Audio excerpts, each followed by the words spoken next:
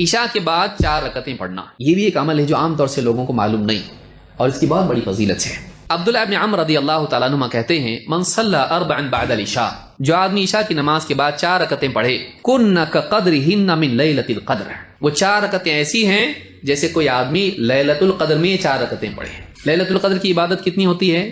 لیلۃ القدر خیر من الف شہر، لیلۃ القدر میں کیا ہوا عمل 1000 مہینوں میں کیے ہوئے عمل سے بہتر ہے۔ لیلۃ القدر کی عبادت 1000 مہینوں کی عبادت کے برابر ہے، خیرن سے زیادہ بہتر ہے۔ تو کوئی آدمی اگر عشاء کے بعد کتنی رکعتیں ہیں؟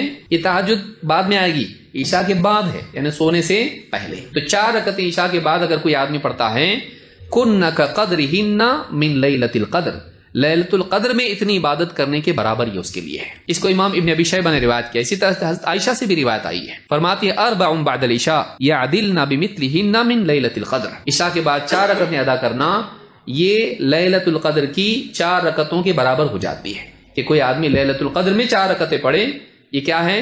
عشاء کے بعد 4 رکعتیں پڑھنا ایسا ہے۔ تو یہ جو 2 حدیثیں ہیں یہ صحابہ سے آئی ہیں، لیکن اللہ کے نبی صلی اللہ علیہ وسلم کا بھی عمل تھا، اللہ کے رسول صلی اللہ علیہ وسلم، اور یہ دونوں صحیح روایتیں جو میں نے ذکر کی ہیں، شیخ البانی نے اس کو صحیح کہا ہے۔ ابن عباس رضی اللہ تعالیٰ عنہ کہتے ہیں بت فی بیت خالتی میمونہ، میں نے اپنی خالہ میمونہ کے گھر میں رات گزاری، بنت الحارث زوجی نبی صلی اللہ علیہ وسلم، میمونہ بنت حارث جو اللہ کے نبی صلی اللہ علیہ وسلم کی بیویوں میں سے ہیں، تو ان کے ہاں میں نے رات گزاری۔ وکان النبی صلی اللہ علیہ وسلم عندها فی لیلتها، اور اللہ کے نبی صلی اللہ علیہ وسلم کی باری اس رات انہی کے ہاں تھی۔ فصلی النبی صلی اللہ علیہ وسلم العشاء، تو اللہ کے نبی صلی اللہ علیہ وسلم نے عشاء کی نماز پڑھی۔ ثم جاء الى منزلہ، پھر اپنے گھر آئے جہاں ان کی باری تھی آپ کی۔